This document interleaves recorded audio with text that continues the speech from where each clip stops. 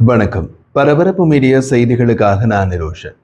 அமெரிக்க ஜனாதிபதி டொனால்ட் ட்ரம்பின் வெளிப்படையான அறிவிப்பின் பின்னரும் அவருக்கு மிகப்பெரிய அடியை கொடுத்திருக்கிறது அமெரிக்க நிறுவனமான ஆப்பிள். ட்ரம்பின் வெளிப்படையான அறிவிப்பு என்ன? ஆப்பிள் நிறுவனத்தின் ஐபோன் தயாரிப்பை இந்தியாவில் விரிவாக்கம் செய்ய வேண்டாம் என்று ஆப்பிள் நிறுவனத்தின் தலைமை நிர்வாக அதிகாரியிடம் நான் நேரில் கூறினேன். அவர் அதை ஏற்றுக்கொள்வார் என்று நம்புகிறேன் என்றார் ட்ரம்ப். அந்த விஷயத்தில் ட்ரம்ப் ஒரு மகத்தான தோல்வியினை இப்போது பார்க்கிறார். ஆப்பிள் நிறுவனத்தின் உற்பத்தி மாற்றத்திற்கான ட்ரம்பின் அறிவிப்புக்கு எதிராக ஆப்பிள் நிறுவனத்திற்காக இந்தியாவின் டாடா எலக்ட்ரானிக்ஸ் இந்தியாவில் ஐபோன் அசம்பிளை தொடங்குகிறது. அதை அவர்கள் செய்ய போவது தென்னிந்திய மாநிலம் தமிழ்நாட்டில் ஓசூர் நகரில்.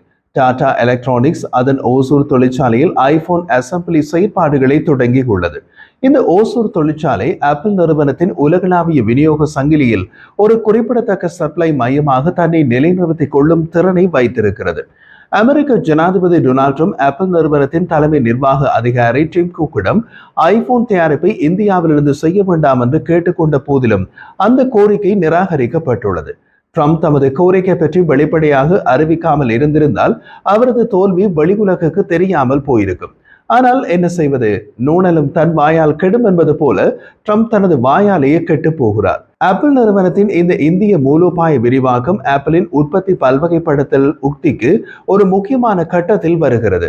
அத்துடன் உலகளாவிய தொழில்நுட்ப உற்பத்தியில் பெருநிறுவன நோக்கங்களுக்கும் புவிசார் அரசியல் அழுத்தங்களுக்கும் இடையிலான சிக்கலான தொடர்பை எடுத்து காட்டுகிறது. புவிசார் அரசியல் அழுத்தங்கள் அமெரிக்க ஜனாதிபதியிடமிருந்து வந்தாலும் அமெரிக்க நிறுவனங்களே அதற்கு அடிபணிய போவதில்லை என்று ஆப்பிள் நிறுவனம் காட்டியுள்ளது. இது மீதி நிறுவனங்களையும் ஆப்பிளின் பாதையை பின்பற்ற வைக்கலாம்.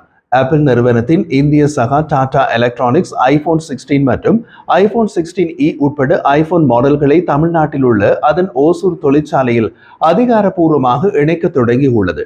முன்னர் இந்த ஓசூர் தொழிற்சாலையில் ஐபோன் உரைகளை தயாரிப்பதில் மட்டுமே கவனம் செலுத்தியது டாடா எலக்ட்ரானிக்ஸ் நிறுவனம். இப்போது இந்த தொழிற்சாலைக்குள் விரிவான மொபைல் போன் அசம்பிளிக்காக பிரத்யேகமாக ஒரு பிரத்யேக பிரிவை திறந்துள்ளது. இது ஓசூர் ஆலையின் திறன்களின் குறிப்பிடத்தக்க பரிணாம வளர்ச்சியினை குறிக்கிறது.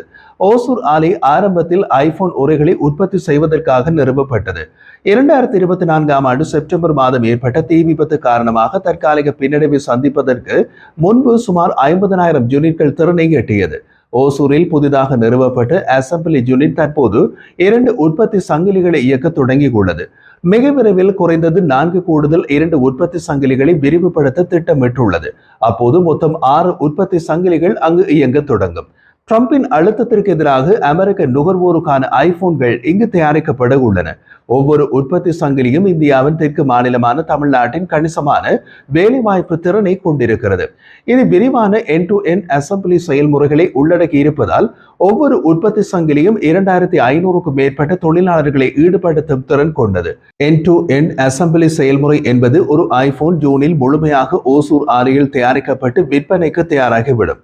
அதிகபட்ச திறனில் செயல்பட்டவுடன் புதிய அசம்பிளி யூனிட் கர்நாடகாவில் உள்ள டாடாவின் விஸ்ட்ரான் ஆலையில் செயல்பாடுகளின் அளவை விட அதிகமாக இருக்கும் என்று தொழில் ஆய்வாளர்கள் எதிர்பார்க்கின்றனர். அங்கு நிறுவனம் முன்பு அசம்பிளி செயல்பாடுகளை நடத்தியது. தமிழ்நாடு ஓசூரில் இந்த தொழிற்சாலை அமைப்பதற்கு ஒரு காரணம் உள்ளது. ஓசூர் தமிழ்நாட்டில் கர்நாடக மாநிலத்தின் எல்லையில் உள்ளது.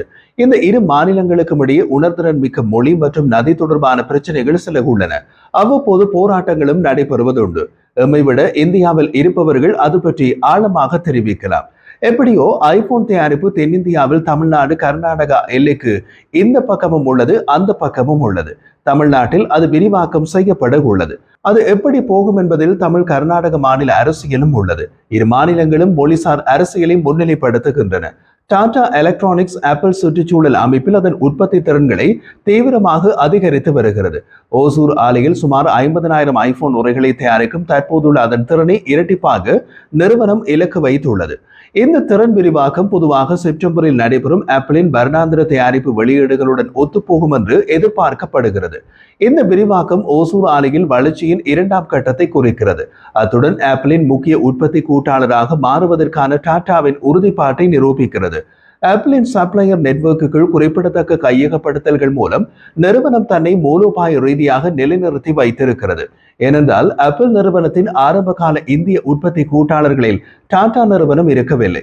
ஆப்பிள் நிறுவனத்தின் ஆரம்பகால இந்திய உற்பத்தி கூட்டாளர்களான 3 நிறுவனங்களில் 2 கையகப்படுத்திக் கொண்டதன் மூலம் டாடா காட்சிக்குள் வந்தது. அது தொடங்கியது கடந்த ஆண்டு 2024ஆம் ஆண்டு மார்ச் மாதம் கர்நாடகாவின் நர்சபுராவில் உள்ள விஸ்ட்ரானின் இந்திய செயல்பாடுகளை கையகப்படுத்தியதை தொடர்ந்து 2025ஆம் ஆண்டின் தொடக்கத்தில் டாடா எலக்ட்ரானிக்ஸ் பெகாட்ரான் டெக்னாலஜி இந்தியாவில் 60% கட்டுப்பாட்டு பங்குகளை வாங்கியது. இந்த நடவடிக்கைகள் ஆப்பிளின் சப்ளையர் சுற்றுச்சூழல் அமைப்பில் ஒரு முக்கிய பங்காளியாக தன்னை நிலைநிறுத்திக் கொள்ள டாடாவின் லட்சியத்தை பிரதிபலிக்கின்றன. குறிப்பாக தொழில்நுட்ப நிறுவனமான ஆப்பிள் சீன உற்பத்தியை சார்ந்திருப்பதை குறைக்க முயற்சிக்கிறது. அதை டாடா நிறுவனம் பயன்படுத்திக் கொண்டு ஆப்பிளை இந்தியாவுக்குள் இழுத்தது. அகில இந்தியாவில் ஒப்பீட்டளவில் தென்னிந்திய மாநிலங்கள் அமைதியானவை மற்றும் நம்பிக்கைக்குரியவை என்பதால் தென்னிந்தியாவில் அவர்கள் தம்மை நிலைநிறுத்துகிறார்கள். டாடாவின் ஐபோன் அசம்பிளி செயல்பாடுகளின் விரிவாக்கம் புவிசார் அரசியல் சிக்கலான பின்னணியில் நிகழ்கின்றது. ஆப்பிள் இந்தியாவிலிருந்து வெளியேற வேண்டும் என்ற ட்ரம்பின் அழைப்பு அதில் முக்கியமானது. இம்மாதம் 16ஆம் தேதி அமெரிக்க ஜனாதிபதி டொனால்ட் ட்ரம்ப் ஆப்பிள் தலைமை நிர்வாக அதிகாரி டிம் குக்கை இந்தியாவில் ஐபோன் உற்பத்தியை நிறுத்திவிட்டு உற்பத்தியை அமெரிக்காவுக்கு மாற்றுமாறு கேட்டுக்கொண்டதாக தெரிவித்தார். கத்தாரின் தலைநகர் தோஹாவில் ட்ரம்ப் கூறிய போது, நேற்று ஆப்பிளின் தலைமை நிர்வாக அதிகாரி டிம் குக்குடன் எனக்கு ஒரு சிறிய பிரச்சனை இருந்தது. நான் அவரிடம், டிம், நீங்கள் என் நண்பர், நான் உங்களை நன்றாக நடத்தினேன், நீங்கள் 500 பில்லியன் அமெரிக்க டாலர் முதலீட்டுடன் வருகிறீர்கள், அது சந்தோஷம். ஆனால் இப்போது நீங்கள் இந்தியா முழுவதும் கட்டுமான பணிகளை செய்கிறீர்கள் என்று கேள்விப்பட்டேன். நீங்கள் இந்தியாவை கவனித்துக் கொள்ள விரும்பினால் செய்யலாம், ஆனால் நீங்கள் இந்தியாவை கட்டுமான பணிகளை செய்வதை நான் விரும்பவில்லை என்று கூறியதாக வெளிப்படையாக தெரிவித்தார். ட்ரம்பின் கருத்துக்கள் அவரது 2வது ஜனாதிபதி பதவி காலத்தில் அவரது பெரிய அளவிலான மேக் இன் அமெரிக்கா நிகழ்ச்சி நிரலை பிரதிபலிக்கின்றன. ஏனெனில் அவர் உள்நாட்டு உற்பத்தியை அதிகரிக்க வலியுறுத்துகிறார். ஆனால் அதற்காக ஒரு நட்பு நாட்டின் தொழில் வளர்ச்சிக்கு எதிரான கருத்துக்களை வெளிப்படையாக வெளியிடுகிறார். அது அவருடைய சுபாவம். ஆப்பிள் குறிப்பாக இந்திய சந்தைக்காக இந்தியாவில் உற்பத்தி செய்யலாம் என்று அவர் பரிந்துரைத்தார். இந்தியாவில் தயாரிக்கப்பட்ட ஐபோன்கள் அமெரிக்கா மற்றும் உலக சந்தைக்கு ஏற்றுமதி செய்யப்படுவதை எதிர்த்தார். ஆனால் ஆப்பிள் அவரது விருப்பத்திற்கு முற்றிலும் தலைகளான முடிவையை எடுத்துள்ளது. ஆப்பிள் தற்போது அமெரிக்காவில் ஸ்மார்ட் போன் உற்பத்தி வசதிகள் இல்லாத போதிலும் அதன் ஐபோன் உற்பத்தியில் பெரும்பகுதி சீனாவில் செய்கிறது. அது இந்தியாவுக்கு நகர்த்தப்படுகிறது. உலக உற்பத்தியில் பெரும்பகுதி சீனாவை நம்பியிருப்பதில் மாற்றத்தை தொடங்குகிறது. ஏற்கனவே ஆப்பிள் ஐபோன் உற்பத்தியில் கிட்டத்தட்ட 15%, அதாவது ஆண்டுக்கு சுமார் 40 மில்லியன் யூனிட்கள் இந்தியாவில் தயாரிக்கப்படுகிறது. அதில் பெரும்பகுதி இந்தியாவின் உள்நாட்டு சந்தைக்கான தயாரிப்பு. இப்போது தொடங்கி இருப்பது வெளிநாட்டு ஏற்றுமதிக்கான தயாரிப்பு. ட்ரம்பின் கருத்துக்களை தொடர்ந்து இந்திய அரசாங்க அதிகாரிகள் ஆப்பிள் நிர்வாகிகளுடன் கலந்துரையாடல்களில் ஈடுபட்டதாக கூறப்படுகிறது. ஆப்பிள் நிர்வாகிகள் இந்தியாவுக்கான ஆப்பிளின் முதலீட்டு திட்டங்கள் அப்படியே இருக்கும் என்று உறுதியளித்துள்ளனர். அதிகாரிகளின் கூற்றின்படி ஆப்பிள் நிறுவனம் அதன் விரிவாக்க உத்தியின் சில அம்சங்களை மறுமதிப்பீடு செய்திருக்கலாம் என்றாலும் இந்தியாவை அதன் தயாரிப்புகளுக்கான ஒரு முக்கிய உற்பத்தி தளமாக தொடர்ந்து நிலைநிறுத்துவதற்கான அதன் நோக்கத்தை உறுதிப்படுத்துகிறது. ஆப்பிள் தலைமை நிர்வாக அதிகாரி டிம் குக் இம்மாதம் 2ஆம் தேதி நிறுவனத்தின் காலாண்டு வருவாய் விவாதத்தின் போது, ஜூன் காலாண்டில் அமெரிக்காவில் விற்கப்படும் பெரும்பாலான ஐபோன்கள் இந்தியாவை தாயகமாக கொண்டிருக்கும் என்று நாங்கள் எதிர்பார்க்கிறோம் என்று குறிப்பிட்டிருந்தார். இருப்பினும் அமெரிக்காவுக்கும் சீனாவுக்கும் இடையிலான வரி விதிப்பு தொடர்பான வர்த்தக ஒப்பந்தம் மற்றும் ட்ரம்பின் அறிக்கைகள் உட்பட சமீபகால முன்னேற்றங்கள் ஆப்பிள் நிறுவனத்திற்கு அழுத்தத்தை கொடுக்கலாம். டாடாவின் ஓசூர் ஆலையில் ஐபோன் அசம்பிளி தொடங்குவது ஆப்பிளின் பெரிய அளவிலான விநியோக சங்கிலி பல்வகைப்படுத்தல் உக்தியில் ஒரு குறிப்பிடத்தக்க வளர்ச்சியை குறிக்கிறது. பல ஆண்டுகளாக அதிகரித்து வரும் வர்த்தக பதட்டங்கள் மற்றும் ட்ரம்பின் இறக்குமதி வரி விதிப்பு நிச்சயமற்ற தன்மைகளுக்கு மத்தியில் சீனாவை உற்பத்தி சார்ந்திருப்பதை குறைக்க ஆப்பிள் செயற்பட்டு வருகிறது. இன்றைய நிலையில் அமெரிக்காவின் சீன இறக்குமதிகளுக்கு 30% மற்றும் இந்திய இறக்குமதிகளுக்கு 26% இறக்குமதி வரி விதிப்பு என்ற நிலையில் ட்ரம்ப் இருக்கிறார். இது நாளை எப்படி மாறும் என்பது அவர் உட்பட யாருக்கும் தெரியாது. ஆப்பிள் நிறுவனத்தின் உலகளாவிய உற்பத்தி உக்தியில் இந்தியாவில் வளர்ந்து வரும் முக்கியத்துவத்தை டிம் குக் எடுத்துரைத்து, இந்தியா ஒரு முக்கியமான மாற்று உற்பத்தி மையமாக உருவெடுத்துள்ளது. ஆப்பிளின் உக்தி இந்தியாவில் வலுவான சப்ளையர்களின் வளர்ச்சியிலிருந்து கணிசமாக பயனடைகிறது.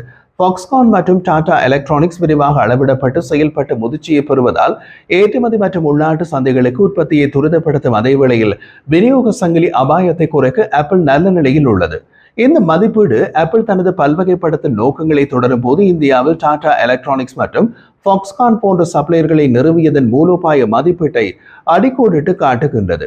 டாடாவின் விரிவாக்கத்துடன் இணைந்து ஆப்பிளின் உலகளாவிய முதன்மை ஐபோன் அசம்பிளரான ஃபாக்ஸ்கான் என்பது ஹான் ஹை பிரிசிஷன் இண்டஸ்ட்ரி கோ நிறுவனத்தின் இணை நிறுவனம். இது ஒரு தாய்வான் நிறுவனம். அது சீனாவிலிருந்து விலகி அதன் சொந்த பல்வகைப்படுத்தல் உக்தியின் ஒரு பகுதியாக அதன் இந்திய செயல்பாடுகளில் $1.5 பில்லியன் செலுத்த திட்டமிட்டுள்ளது. தாய்வானை தளமாக கொண்டு அந்த நிறுவனம் அதன் சிங்கப்பூர் துணை நிறுவனம் மூலம் செய்யப்பட்ட இந்திய முதலீட்டை இம்மாதம் 19ஆம் தேதி ஒரு பரிமாற்ற தாக்கல் மூலம் வெளிப்படுத்தியது. தற்போது இந்தியாவில் தயாரிக்கப்பட்ட பெரும்பாலான ஐபோன்கள் தென்னிந்தியாவில் உள்ள ஃபாக்ஸ்கானின் தொழிற்சாலையில் அசம்பிள் செய்யப்படுகின்றன. இது இந்தியாவில் ஆப்பிளின் உற்பத்தி இருப்பின் ஒரு முக்கிய அங்கமாக அமைகின்றது. சமீப கால மூலதன உட்செலுத்தலுக்கு அப்பால் ஃபாக்ஸ்கான் இந்தியாவில் தீவிரமாக முதலீடு செய்து வருகிறது. பெங்களூரில் உள்ள ஒரு பெரிய புதிய தொழிற்சாலையை உருவாக்குகிறது மற்றும் ஹைதராபாத்தில் உற்பத்தியில் கவனம் செலுத்தும் ஒரு ஆலையை தொடங்குகிறது. இந்த முன்னேற்றங்கள் மொபைல் அசம்பிளிக்கு அப்பால் அதன் இந்திய செயல்பாடுகளின் பல்வகைப்படுத்தலை குறிக்கின்றன. அத்துடன் இந்தியாவில் ஆப்பிளின் உற்பத்தி திறனை மேலும் பலப்படுத்துகின்றன. மொத்தத்தில் அமெரிக்காவிலிருந்து வரும் அரசியல் அழுத்தங்களுடன் ஆப்பிள் தனது உற்பத்தி பல்வகைப்படுத்தல் நோக்கங்களை எவ்வாறு சமநிலைப்படுத்துகிறது என்பதை தீர்மானிப்பதில் வரும் மாதங்கள் முக்கியமானதாக இருக்கும்.